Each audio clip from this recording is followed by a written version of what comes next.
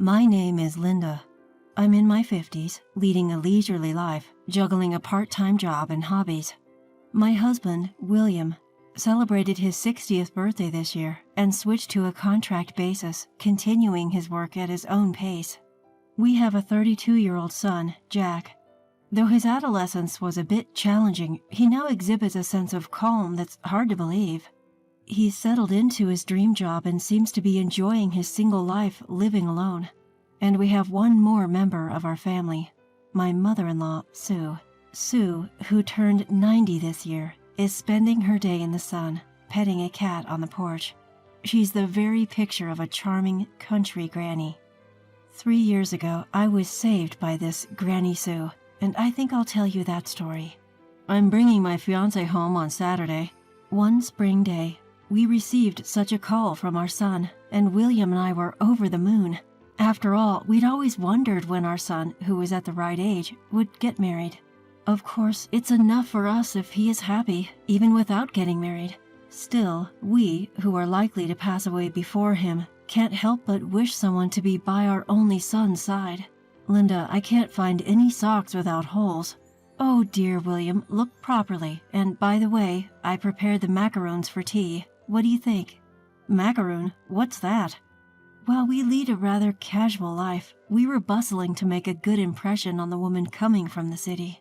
Meanwhile, my mother-in-law was leisurely drinking tea on the porch. Nice to meet you. My name is Nancy. The woman who came home with our son, Nancy, greeted us with a charming smile. The well-groomed black hair and white dress suited Nancy, who had a modest atmosphere, and we both had a good impression of her. Surrounded by the cake she brought us as a gift and macaroons, our first meeting went on peacefully. By the way, Jack isn't biologically related to you, right? Until Nancy started with that. Oh, you heard it from Jack. Yes, he has a different mother.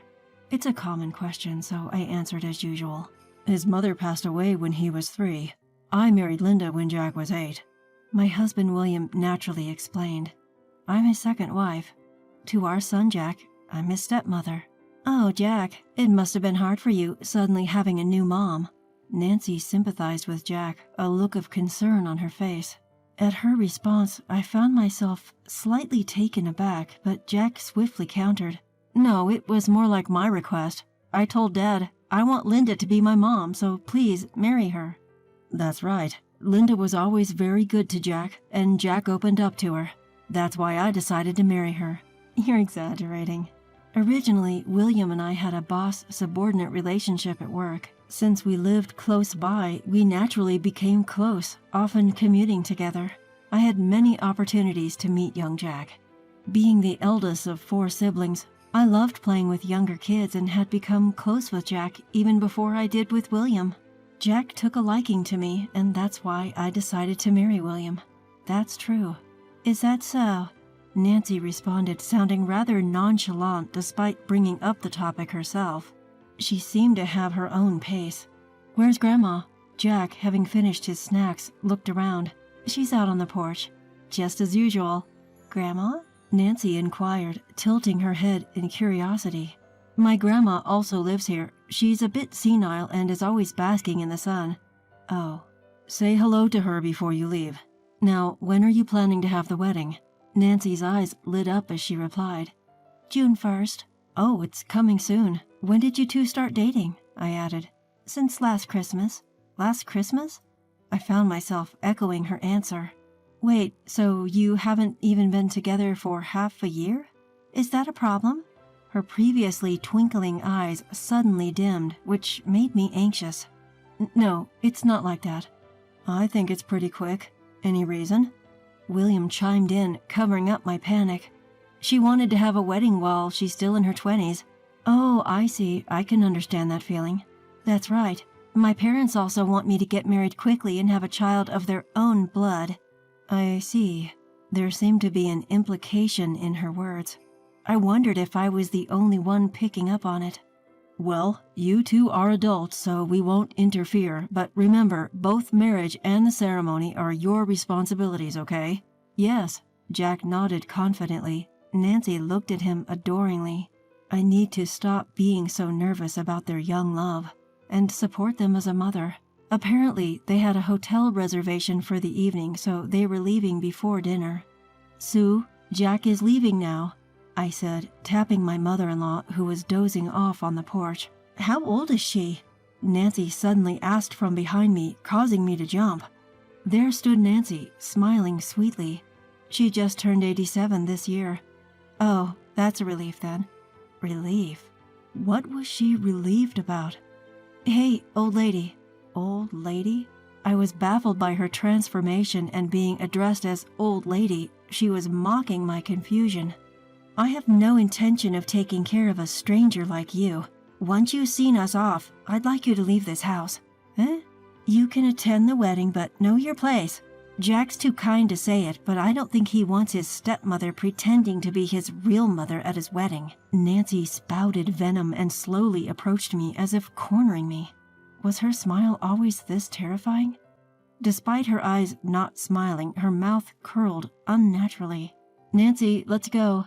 Jack's voice called from the entrance, and Nancy's face instantly brightened. Okay. Remember, old lady, I won't pamper you once I become Jack's wife, so be prepared. After whispering in my ear with a low voice, Nancy walked away with a spring in her step as if she was about to skip. Left behind, cold sweat trickled down my cheeks. I realized that Nancy had never once called me Linda, but kept addressing me as old lady, just like I'm a stranger. I couldn't sleep that night. My mind was in a whirl. The next morning, William noticed my pallid complexion. What's wrong? You look down. Do I? Feeling lonely because Jack is getting married? Yes, I am. He's the son I cherished and raised. I'm sure Jack will often come home with grandchildren. His bride seems to be a good girl, William assured. Yes, she does. Indeed, Nancy had not been harsh towards anyone but me, Jack's stepmother. I never expected her to take care of me, and I'm fine with Jack inheriting everything, but we never discussed this with Jack. I thought I'd established a relationship with him no different from any other parent and child. But what if Nancy was right, and Jack was considering my future a burden? If I just leave this house, could Jack build a beautiful family with her? In the evening, I head out to the porch to bring in the laundry. My mother-in-law, Sue, is sitting there with a cat in her lap, gazing out at the garden. Next to her, there are a variety of store-bought cookies and candy lined up. Oh my, looks like you've got some more offerings here. The neighborhood kids brought them over. I bet they used their pocket money to thank you, Sue. You see, around these parts, Granny Sue is something of a local celebrity. Sue's regular spot on the porch overlooks a road across the garden, so it's easy to strike up a conversation with passers-by. This is a small town, and folks from the neighborhood sometimes pop in for a chat.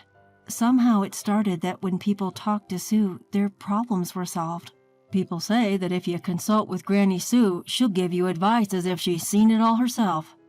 Rumors like that spread, and before we knew it, there was this urban legend going around that Granny Sue has clairvoyant powers. I really don't know how many people's troubles Sue has helped resolve.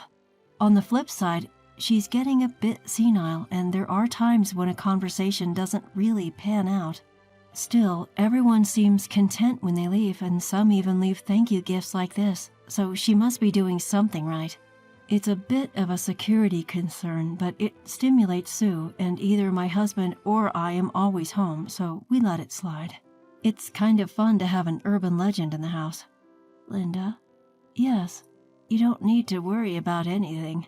That girl and Jack won't be getting married. What? Without me saying a word, Sue hits the nail on the head of my worry. It's quite a surprise. How do you know they won't get married? Just look at her face. It tells me everything. Her face? Indeed, the face she showed while cornering me was straight out of a horror movie. If I were a man, I wouldn't want to marry her. But I wonder if there's any chance for Jack to see that face before their wedding. Also, your daily deeds will prove themselves. Mine? What do you think I should do, Sue? Well, Linda, oh, look at these cookies. They look yummy. Who gave you these? Oh, Sue. At critical moments, she'd retreat back into her dream world. yet her words still lightened my heart. Sue isn't some supernatural oracle. My father-in-law used to run a business, but he was too trusting and got conned often. So she ended up handling all of the social affairs instead of my father-in-law. I think she honed her discernment of people during that time, and it's still with her. That's probably why she's always drawing people in and why I trust her so much. Sue's words made up my mind. I won't intervene. I won't meddle in my son's marriage. That's the right thing to do. I've loved my son Jack with all my heart. I'll just support whatever he decides. If he ever comes asking for help, then I'll do everything I can to protect him. Even when I'm anxious and doing nothing feels tough. Still, I decided to trust my non-blood related family and carry on with my daily life as usual. I'm sorry, I think the marriage is off. In the middle of May, Jack, who had suddenly come home, shared this with a somber face. He seemed to have lost some weight since we last met in the spring. Sue's prophecy had quickly come true. While I was surprised, it also felt inevitable. What happened? You both seemed so happy. She had a debt, nearly $50,000. 50? How does someone so young get into so much debt? She was spending it on designer bags and her favorite international artists. She often said she was going abroad for concerts or to buy designer items, but I never thought she was going into debt for it. That's intense. Did Nancy tell you about the debt? No. When we sent out wedding invitations to her friends and relatives, they all declined. Nancy blew up. Her reaction was so strange, so I discreetly asked her friends. They told me she hasn't paid me back the money I lent her, or she stole my belongings and boyfriend. Oh my. When I confronted her, she got defensive and said it's low to snoop around other people's business. We couldn't talk it out, so I called her parents. They said, "You're going to be a couple, don't dwell on the past. A real man would pay off her debt." What? And then she casually mentions her parents are in debt.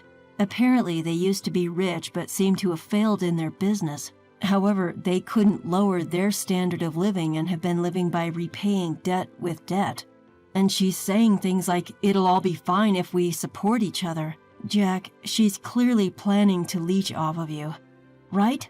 That's why I've decided to call off the engagement. I was a fool not to realize she was such an insincere woman. It seems like she was rushing the marriage to keep me from escaping. Jack, I expect a dispute over the cancellation fee for the venue and our broken engagement, but I'll fight it myself, considering it as a learning experience. I only want to let my parents know that the wedding is off. I'm sorry. I know you were looking forward to it. A powerless laugh escapes Jack, a sight that wrenches my heart. Then my husband William, who had been quietly listening to our son's story, finally speaks. Never mind us. Your happiness is what matters most. If you're in trouble, come to us anytime. Isn't that right, Linda? William is asking for my agreement, so I respond with a smile. Of course, you're our precious son. Mom. It seems Jack has been keeping up a strong front all along. Tears well up in his eyes, a sign of relief. Blood relations don't matter. I decide anew that I will always stand by my son's side. A few days later, when William was away on business, Nancy, with a devilish expression, came storming into our home. It's impressive that she made it all the way to our countryside home by herself. Nancy, as if all her pristine image was a lie, glares at me with eyes filled with hatred. I flinch slightly at her openly hostile demeanor, but rally myself thinking of Jack. Linda, you must have manipulated Jack. I haven't said a word. You liar! The gentle Jack I know wouldn't call off our marriage. It seems you've done enough to merit it, haven't you? All I wanted was to make Jack happy. Plus, only I, a princess, can free the prince from the witch's curse. Despite telling him countless times, he can't seem to wake up from the witch's brainwash. Prince, huh? And witch?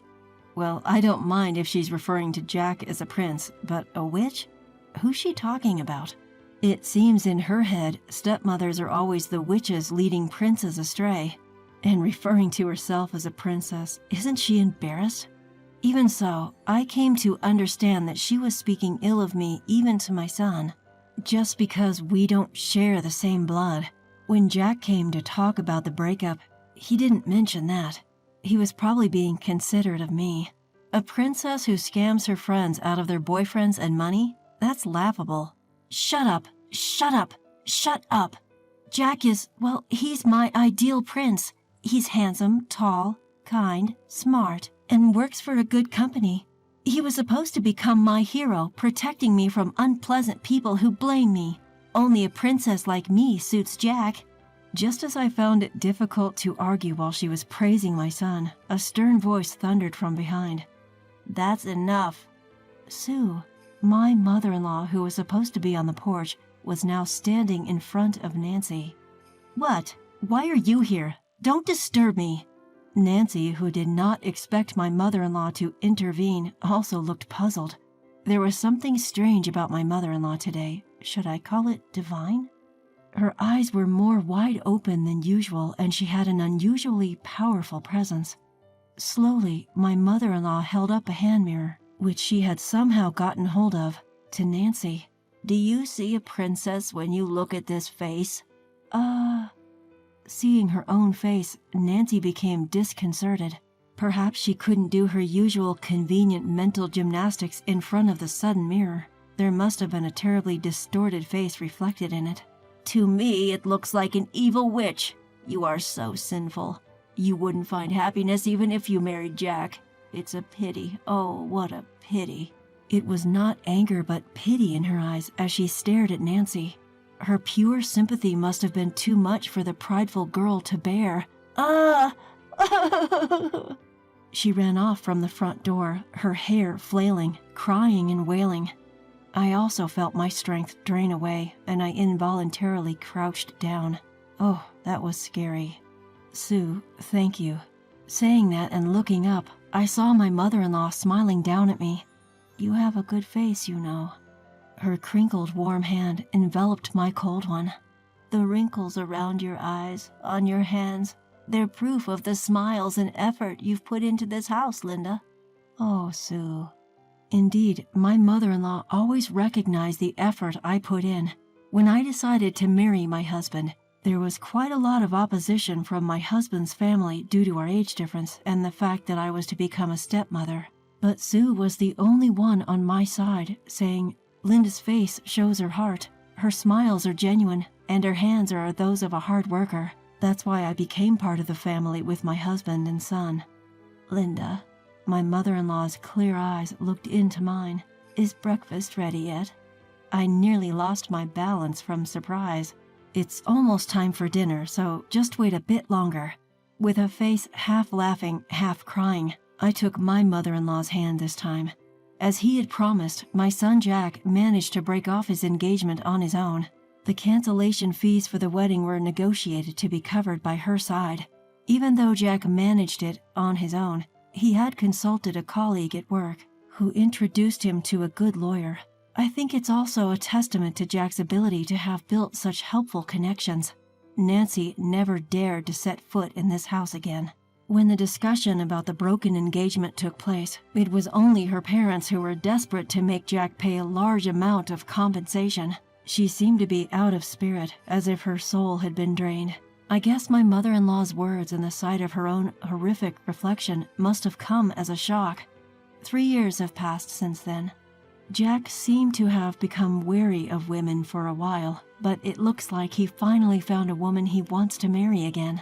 She's a nice person who positively reflects me as a stepmother, saying, "It's great that Jack has 2 wonderful moms."